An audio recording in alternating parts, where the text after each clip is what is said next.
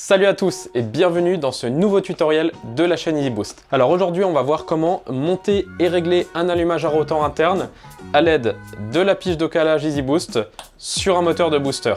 Alors cette procédure est exactement la même quel que soit le modèle de votre allumage à rotor interne ou de votre scooter. Dans un premier temps, on va démonter l'allumage d'origine, puis monter l'allumage à rotor interne, et ensuite on utilisera la pige de calage EasyBoost pour régler l'avance de l'allumage. Pour que vous puissiez bien comprendre comment fonctionne la pige de calage, on a découpé la culasse pour que vous puissiez voir à l'intérieur ce qui s'y passe. C'est parti!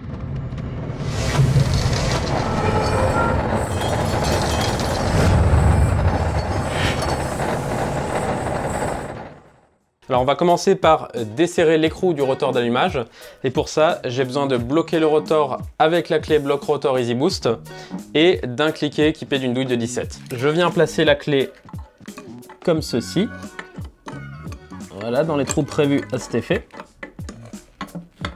Je la cale et je viens desserrer l'écrou avec le cliquet.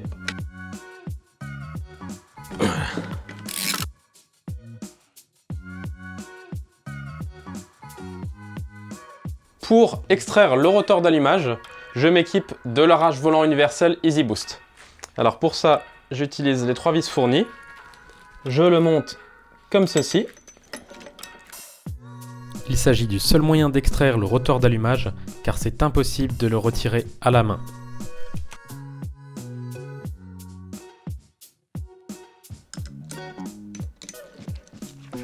L'arrache est en place, je n'ai plus qu'à extraire le rotor d'allumage. Donc je prends une clé plate de 17 pour maintenir l'arrache volant et je serre la vis centrale. Voilà. Le rotor d'allumage peut enfin sortir. Je vais maintenant pouvoir dévisser les 2 vis qui maintiennent la platine avec le stator.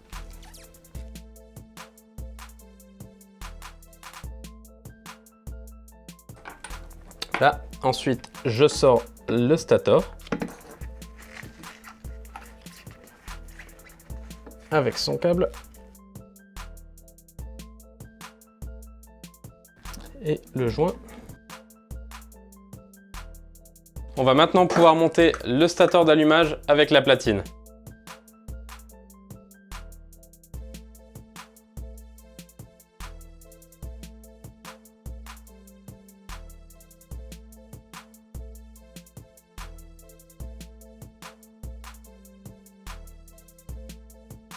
Un allumage se compose donc d'une platine, du stator, du rotor d'allumage et d'un CDI et d'une bobine. Les branchements sont vraiment simples, tout est détaillé dans chaque notice, vous ne pouvez vraiment pas vous tromper. Certains rotors d'allumage sont équipés d'un logement pour la clavette, comme on peut le voir ici. Alors dans ce cas de figure, il suffit tout simplement d'enfiler le rotor d'allumage sur le vilebrequin avec la clavette. Et dans le cadre de ce tutoriel, on va se placer dans le cas où vous n'avez pas de logement pour la clavette sur le rotor. Donc ça signifie que je vais devoir retirer la clavette du vilebrequin. Ok, alors je vais maintenant retirer la clavette du vilebrequin.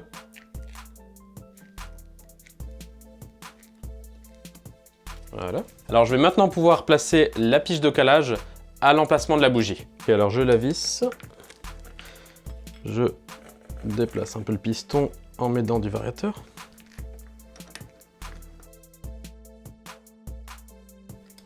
Je serre avec une clé de 17. Alors je vais maintenant desserrer la tête de la pige d'environ 3 ou 4 tours. Un tour, 2 tours, 3 tours. Maintenant, je vais aligner le repère 0 de la tête de la pige avec le repère unique sur le corps de la pige. Je desserre ensuite la vis violon. Donc maintenant, la tige coulisse librement.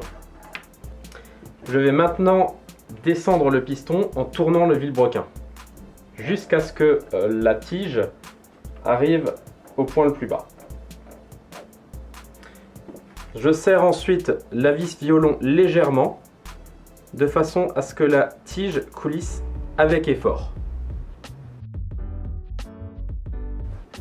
Je remonte ensuite le piston en tournant le vilebrequin.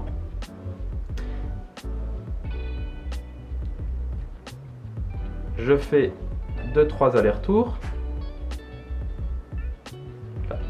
Maintenant, la tige m'indique le point mort haut.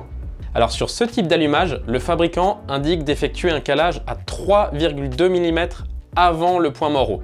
Alors bien évidemment, cette valeur de calage va dépendre de l'allumage que vous possédez. Pour connaître la valeur de calage, il faut regarder dans la notice de votre allumage. Alors, je vais maintenant serrer la vis violon au maximum. Donc je dois faire descendre la tige de 3,2 mm. Alors ça signifie qu'il va falloir tourner la tête de la pige de 3 tours plus 2 graduations. Donc voilà, un deuxième, un troisième tour, maintenant 2 graduations. Voilà, donc là ça signifie que la tige est maintenant descendue de 3,2 mm. Je tourne maintenant le variateur dans le sens anti-horaire, jusqu'à ce que le piston arrive en butée contre la tige. Grâce à la pige de calage, le piston se trouve maintenant 3,2 mm avant le point mort haut. Donc je vais pouvoir installer le rotor d'allumage et je vais devoir faire coïncider le repère unique sur le rotor avec le repère du stator. Alors pour connaître le repère à utiliser, il faut prendre en fait la flèche qui indique le sens de rotation du moteur. Donc dans le cas d'un moteur de scooter, quand on se place côté allumage, le moteur tourne dans le sens horaire, donc dans le sens des aiguilles d'une montre. Je vais devoir prendre le repère avec la flèche qui tourne donc dans le sens des aiguilles d'une montre. C'est ce repère-là.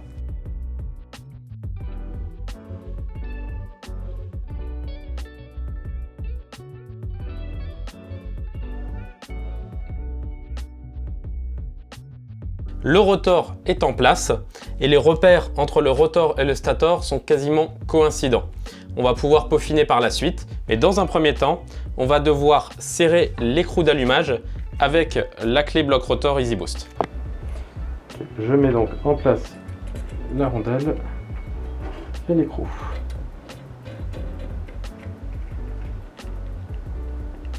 Ok.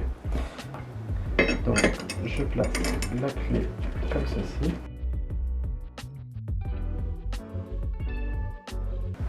Et maintenant je viens et je serre avec la clé.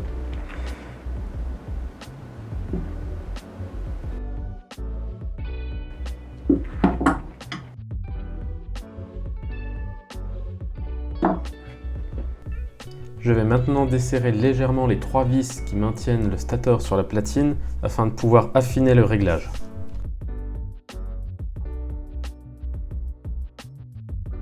Le piston étant buté contre la tige, je peux maintenant faire coïncider parfaitement les deux repères. Je n'ai plus qu'à resserrer les 3 vis de fixation. L'allumage est maintenant calé à 3,2 mm avant le point mort haut. Pour m'assurer que rien n'a bougé pendant l'opération, je vais effectuer un nouveau contrôle avec la pige de calage.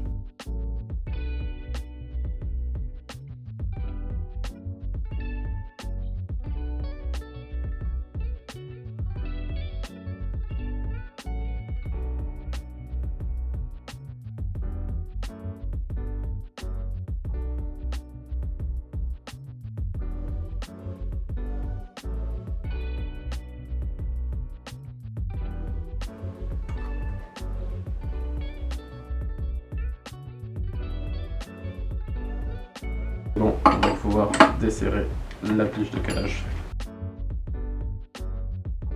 Ok, l'allumage est maintenant parfaitement calé. Je vous ai mis dans la description les liens pour commander les outils qui sont nécessaires à l'installation et au réglage de l'allumage. Si vous avez des questions, postez-les en commentaire et n'hésitez pas à me suggérer des idées de tutoriels. Si cette vidéo vous a plu, mettez un petit pouce bleu et abonnez-vous à la chaîne. À bientôt pour un prochain tuto.